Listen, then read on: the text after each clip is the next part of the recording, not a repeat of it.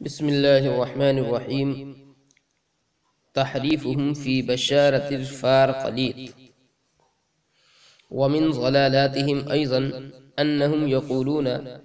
إن الفارقليط الموعود هو عيسى عليه السلام نفسه الذي جاء بعد قتله إلى الحواريين وأوصاهم بالتمسك بالإنجيل، ويقولون أن عيسى عليه السلام أوصاهم أيضا بأن المتنبئين سيكثرون، فمن سماني فاقبلوا كلامه وإلا فلا. وقد بين القرآن العظيم أن بشارة عيسى عليه السلام تصدق على نبينا صلى الله عليه وسلم لا على الصورة الروحية لعيسى عليه السلام، لأنه قد صرح في الإنجيل بأن الفارقليط يمكث فيكم مدة طويلة ويعلم العلم ويزكي الناس، ولا يظهر هذا المعنى في غير نبينا صلى الله عليه وسلم. وأما ذكر عيسى عليه السلام وتسميته فالغرض منه التصديق بنبوته، لا أن يتخذه ربا أو يعتقد بأنه أو يعتقد بأنه ابن الله.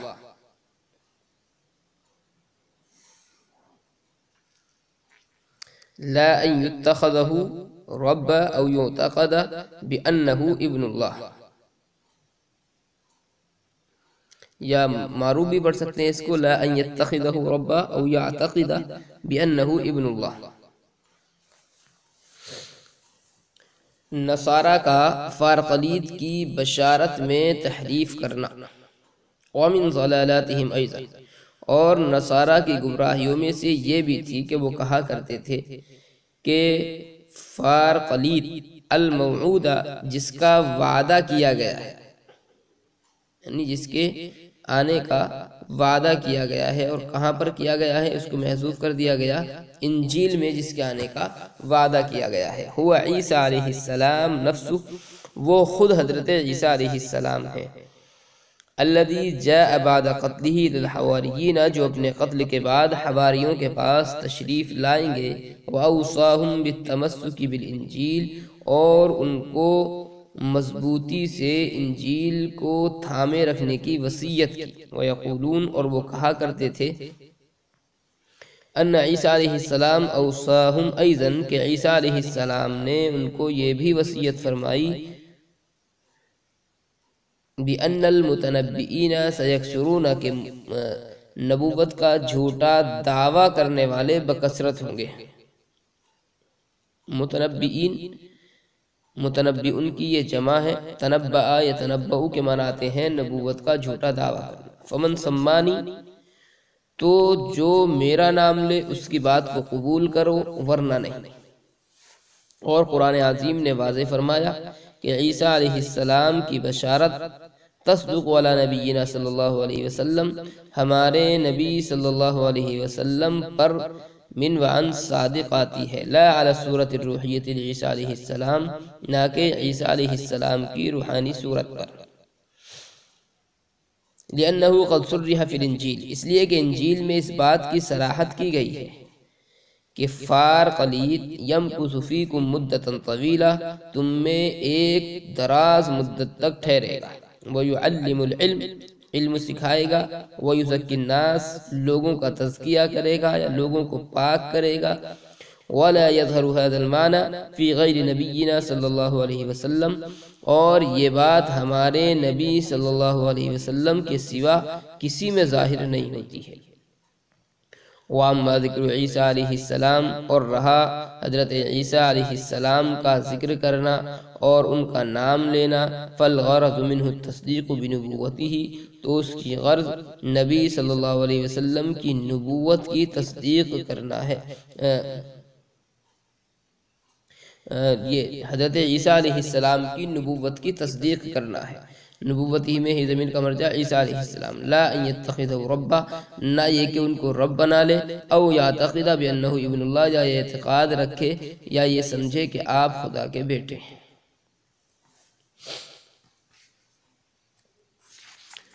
شاہ صاحب رحمۃ اللہ علیہ نے ان کی بہت سی تحریفات کا اور بہت سی گمراہیوں کا تذکرہ کیا ہے، جن میں حضرت عیسیٰ علیہ السلام کو مصلوب کر دینا یعنی سولی پر لٹکا دینا جو ان کا یہ عقیدہ تھا، ان کا یہ عقیدہ بھی اس کا رد کیا گیا ہے، اور جتنے بھی ان کے باطل مذاہب تھے، باطل خیالات تھے، باطل باتیں ان کے دماغوں میں بیٹھی ہوئی تھی، جیسا کہ حضرت عیسیٰ کا بیٹا ہونا یا حضرت عیسیٰ کا روح ہونا یا تثلیث کا قائل ہونا جو ان کا یہ عقیدہ تھا، یا حلول کا ان کا عقیدہ تھا، تو شاہ صاحب رحمۃ اللہ علیہ نے ان عقائد کا بھی رد فرمایا۔ ایک گمراہی ان کی تھی فار قلید کے تعلق سے۔ اس کا مطلب کیا ہے یہ فار قلید کا؟ مطلب یہ ہے کہ حضرت عیسیٰ علیہ السلام پر جو کتاب نازل ہوئی ہے انجیل، اس میں فار قلید کے آنے کی بشارت دی گئی ہے۔ یوں تو محمد صلی اللہ علیہ وسلم کے تشریف آوری کی اور آقا صلی اللہ علیہ وسلم کے آنے کا جو مژدہ ہے وہ ہر نبی کو دیا گیا ہے، اور ہر نبی نے آنے والی امت سے وہ مژدہ سنایا ہے، اور ہر نبی نے اپنی امت کو یہ تاکید کی ہے کہ اگر وہ نبی تمہارے درمیان میں آ جائے تو اس کی تصدیق کرنا ہے۔ لیکن خاص طور پر حضرت عیسیٰ علیہ السلام کا جو زمانہ ہے وہ نبی صلی اللہ علیہ وسلم سے متصل زمانہ ہے، یعنی حضرت عیسیٰ اور آقا صلی اللہ علیہ وسلم کے درمیان چونکہ کوئی نبی نہیں، اس لیے جتنی وضاحت کے ساتھ میں حضرت عیسیٰ علیہ السلام نے نبی علیہ السلام کے آنے کی بشارت دی ہے وہ کسی اور نبی نے اتنی وضاحت کے ساتھ میں نہیں دی ہے۔ تو فار قلید کی بشارت انجیل کے اندر دی گئی ہے۔ تو یہ جو فار قلید ہے یہ کون ہے؟ اصل مسئلہ یہ ہے،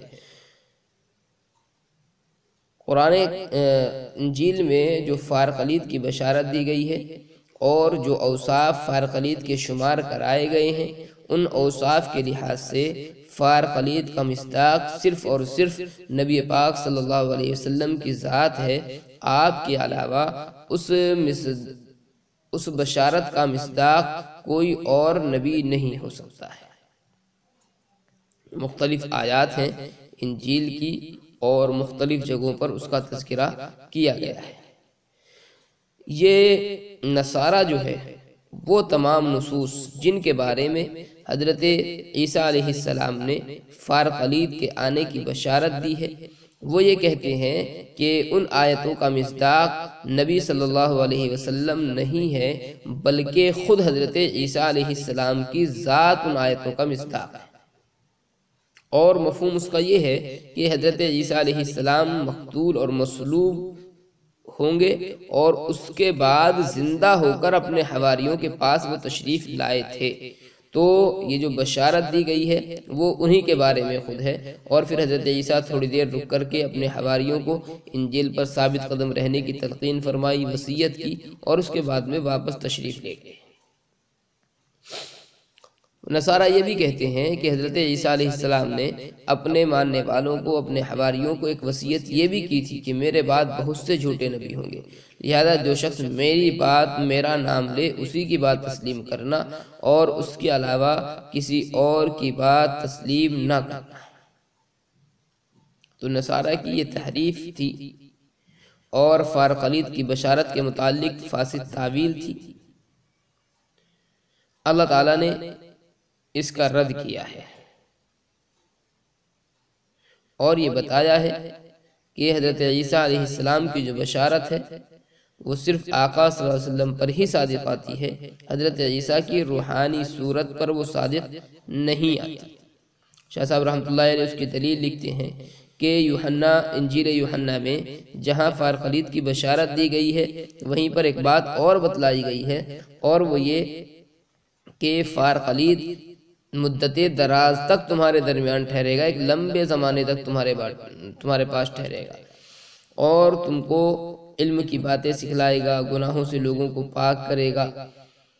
اب اس کا مصداق اگر حضرت عیسیٰ علیہ السلام کی روح کو ہم قرار دیں تو درست کیسے ہو جائے گا جبکہ خود نصارہ کا یہ کہنا ہے کہ حضرت عیسیٰ علیہ السلام حواریوں کے پاس تھوڑی دیر ٹھہر کر کے واپس چلے گئے تھے؟ ظاہر بات ہے تھوڑی دیر ٹھہرنے کا تو مصداق فارق علید کو قرار نہیں دیا جا سکتا۔ اس سے معلوم ہوا کہ فارق علید کا جو مصداق ہے وہ نبی پاک صلی اللہ علیہ وسلم کی ذات مبارکہ ہے۔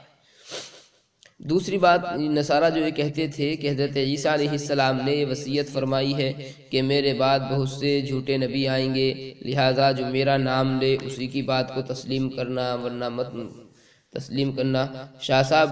فرماتے ہیں کہ حضرت عیسیٰ علیہ السلام کے یہ کہنے کا جو مقصد ہے وہ یہ نہیں ہے کہ تم مجھے خدا یا خدا کا بیٹا مانو، تو